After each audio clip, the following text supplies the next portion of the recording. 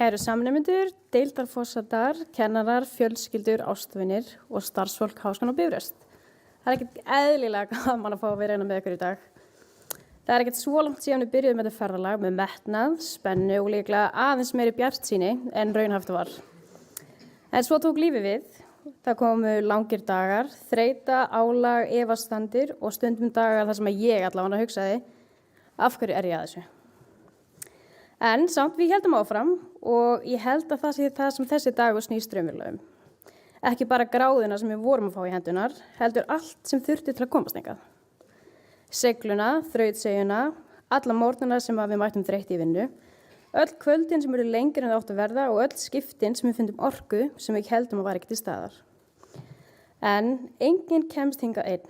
Að baki hverjum útskriftarnema stendur fólk sem hefur stutt við okkur, hvatt okkur áfram og gengið þetta ferðalag með okkur.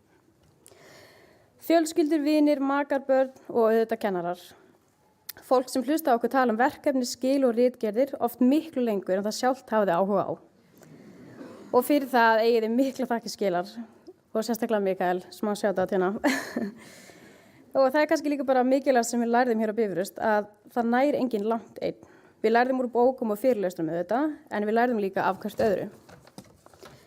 Við lærðum að styðja að hjálpast að og hlusta á hvort annað og að mesti vöxturinn gerist á það tímabilum þar sem hann finnur hann minnst sjálfur.